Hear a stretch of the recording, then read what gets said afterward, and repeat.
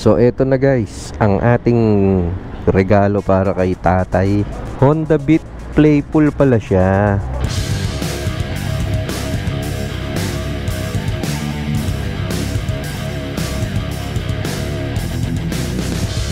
So isang napakagandang umaga sa inyong lahat mga ka-two wheels. So eto na naman tayo, nagbabalik sa panibagong video. So guys, eto yung motor ng tatay ko. Lumang luma na, ayaw nang umandar. Sobrang dami ng sira. I think ano to, mga 12 years na siguro. Mio, di ko alam kung sport ito o Mio Soul. So in today's vlog, isusurprise natin ang tatay ko. Bibili natin siya ng motor. So magpapasama ako sa inyo guys. Pupunta tayo sa Motorlandia, kung saan natin binili yung Aerox ko. So napa-reserve ko na siya kahapon and kukuhanin natin ngayon.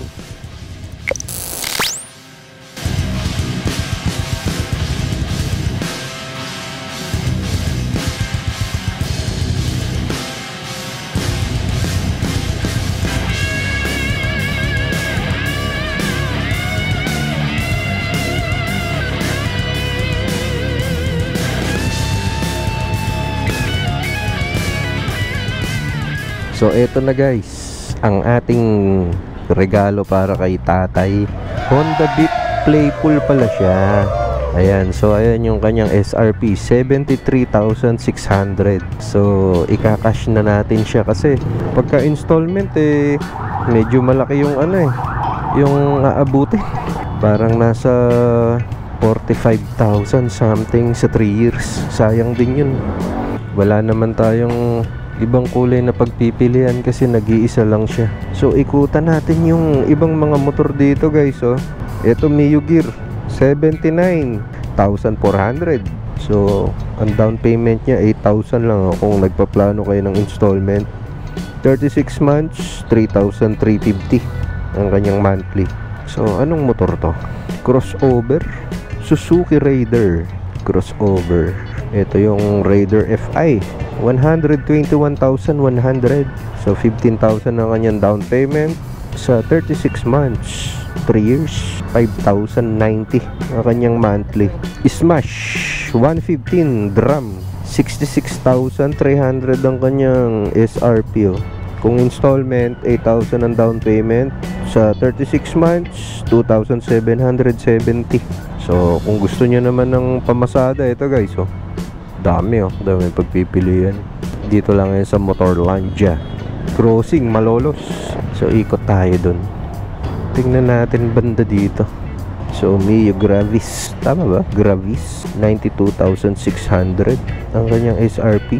So kung installment, 9,500 ang down payment. Sa loob ng 3 years, 3,880. Yan, ang ganda ng kulay parang maliit lang konti ito sa Aerox, pero ano na rin parang Aerox na rin yung harapan niya. So NMAX, ito may Aerox guys, baka naghanap kayo ng Aerox, meron dito kulay black. Tapos ito yung Facio, tama ba i-pronounce Facio o Facio? Tapos ayun, may Honda Click doon, dalawang orange. So ito yung mga motor na kinakabitan ng sidecar. So banda dito, ito may Honda Click pa dito, tsaka PCX. Magkano ang Honda Click ngayon? Special Edition, 84,300 ang kanyang SRP. So ang down payment niya kung installment, 88. And sa 3 years, 3,730 guys. And Honda Click. So yung PCX CBS, 132,400 ang kanyang SRP. So kung installment, ang kanyang down payment 20,000. Sa 3 years, 5,350. So ayan ang kanilang mga payment methods. May Maya, may 7-Eleven, SM, Dragon Pay. So maraming pagpipilian na modes of payment. So ayan guys, along the highway lang tong Motorlandia. So ayun yung highway. So bandang kanan yung Crossing Malolos. Yung pakaliwa, ayan yung pa Manila. So yung pa kanan yung pa northbound. Hindi ko napansin guys, ito na pala yung bagong Honda Click kayo 160. Ganda na ng mags nya Ito, kaso walang nakalagay na presyo. Ganda oh. Yung nandun pala tinignan natin kanina, yun yung luma. Ito bago na. Tingnan nga natin yung ano. Oo, kasi yung luma, pag ganun yung ilaw niya, ito ano na, putol na. Tapos may ganito. Nakita ko lang yung gilid niya, 160 na. So, malamang na same engine sila ng ano, ADB 160. Yun, keyless na din siya. Panalo. Ang bagong Honda Click. So, eto, inaayos na ang ating Honda Beat. Surprise! Kahit po big bike, marunong din po ako gumawa. Kahit big bike? Kung may patitignan kayo, pwede ko rin naman po tignan. Pwede oh. Sige. Lagi naman akong ginagawa ko sa ano sa Yamaha, sa Ortigas po. Ayun. Kasi ako ng ano, Yamaha Technical Academy. Ayos pala eh. Kaso Suzuki, nag-training din po kasi galing din po ako ng Suzuki. Oh, Suzuki yung motor ko. Opo, pwede pa kahit po naman kahit saan, pwede po. Ayos oh. Eto, shoutout kay sir oh. Naka-vlog ka na. Maraming salamat. Boss, maraming salamat. Ayan, sa Motorlandia dito yan sa Crossing Malolos. Ito lang po yan. Yun. Ito na, iuwi na natin yung ano. Maraming salamat sir. Ay, salute po, sir. Sa uulitin. Thank you. Ito na guys. Gamit na natin tong ang cute. Liit. Pero medyo mataas yung kanyang ano ang kanyang ano tawag dito, yung sampahan ng paa. Matutuwa yung tatay ko na ito. Eka muna. Ako ang hindi matutuwa dito dahil napaka-traffic. Unang sampa. Medyo mataas yung kanyang ano ito yung board niya sa kumbaga yung tuhod mo, ramdam na ramdam mo nakataas pero relax tsaka ang gaan. Pwede ayusin muna natin. Ayan. Oops.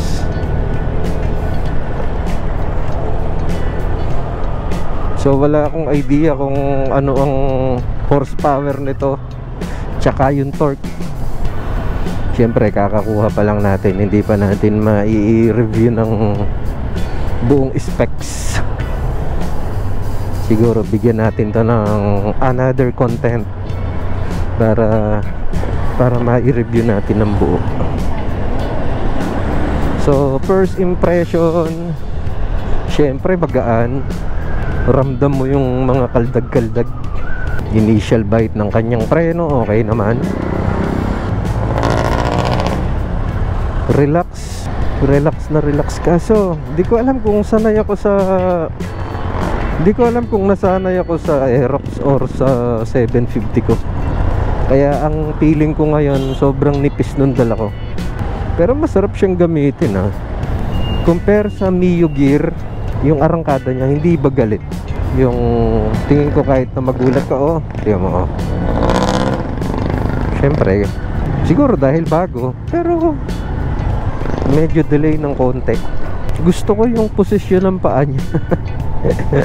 ang relax, alam mo yun, yung parang tingin ko kahit na nagmamadali ka hindi magiging aggressive yung posisyon mo.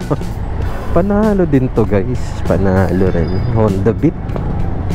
So ito yung playful, ano ba, pero kapag ka medyo bumabad na yung throttle nya, doon na papasok yung torque.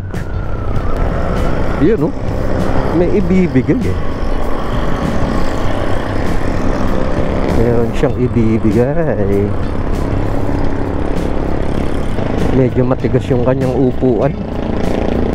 Feeling ko lang parang hirap dito yung tatlo kung mag-aangkas, tatlong tao. Kargahan muna natin. Oops. Ang taas. Nasaan ba yung ayun, meron doon premium. Kasi 1 liter lang ang laman nito Ayun nagbi-blink na. Ang cute. Alam mo yun, yung gumagamit ka ng 750 tapos biglang ganito yung gagamitin mo. Feeling mo parang pambata. Boss, full tank premium. Wala ba to? Ay. Oh, daling itulak ko. Tulak na lang natin. Oo, premium. Full tank mo na para masaya. Bago ko lang po. Ha? Bago. Oo. As in, kakakuha ko lang ngayon. Papang karera ko yan eh. Joke lang. Papang karera ko yan. Ipapasok ko sa NLEX. Ilang litro kaya yan? Parang 4 liters yata. Oops. 3.5. Pwede. Sige. Gas sir, gas. Oo. Kinash ko siya. Bali magkano? 227.50. 200. Ito na lang oh.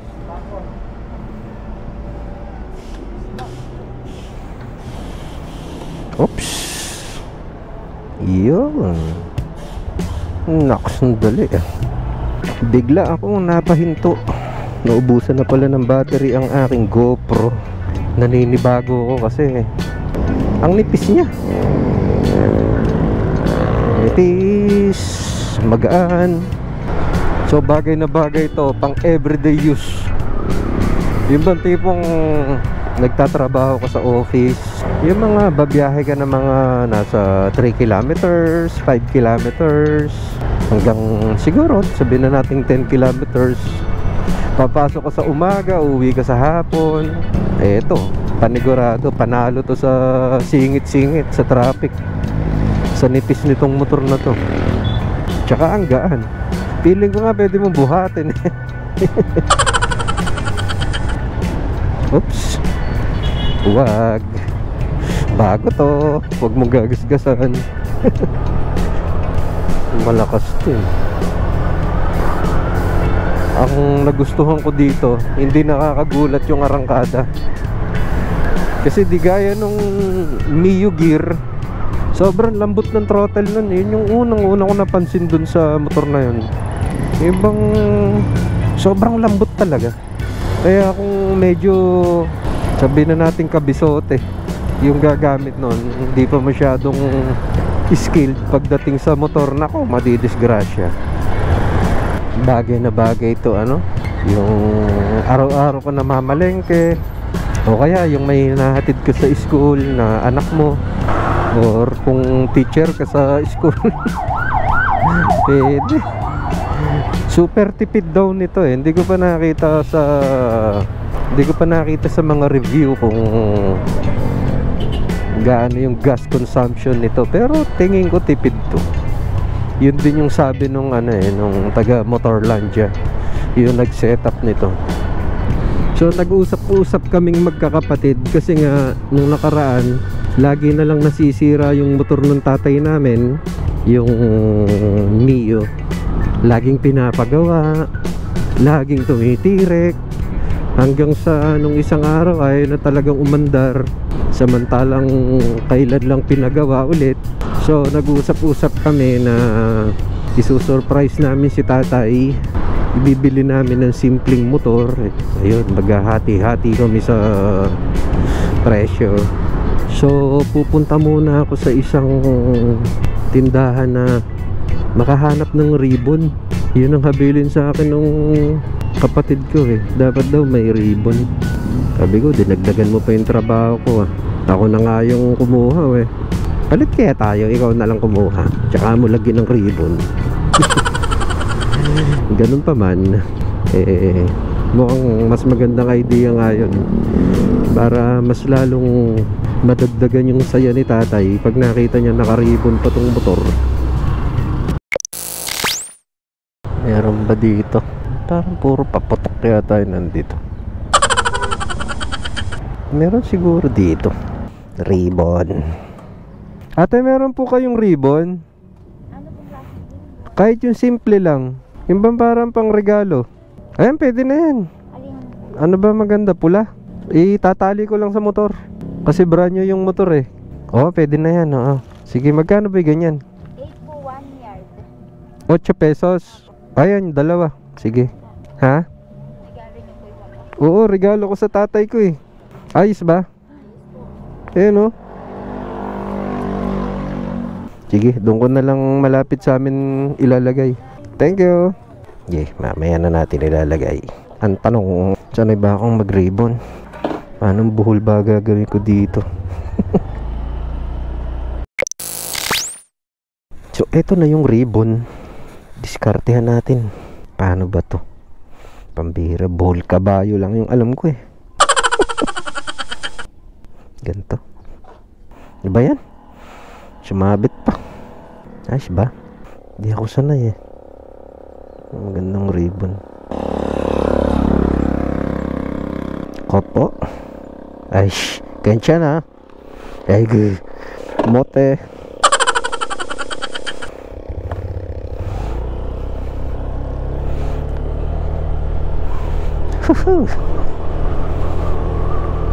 Ano kaya ang reaksyon ng aming tatay? Nasaan kaya ang tatay ko? Nasaan si tatay? Sa taas. Ano ginagawa? Natutulog ang tatay namin. Ano kaya reaksyon niya?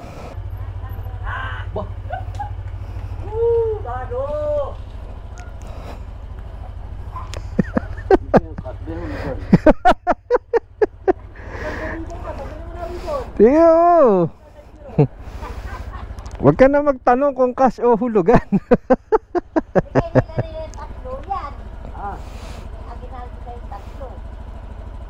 Huwag mo nang tanong kung cash o hulugan. Ayos ba? Ayos? Ayos na nanay mo. Sagay na ako lang mo to. Papatest ride natin sa tatay ko. Oh, test ride mo na tay. Automatic ba? Oo, matik yan. Parang Mio lang din yan. Pero mas magaan yan. Oo.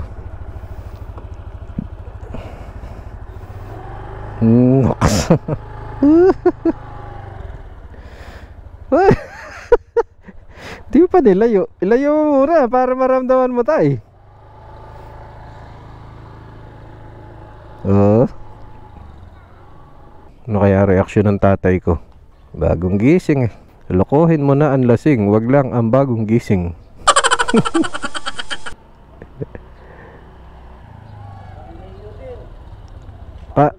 Parang Mio din. Nox. Unang reaksyon, parang Mio din. Ganda, no? Lagi na akong yayayain ng nanay mo sa palengke niya. Oo.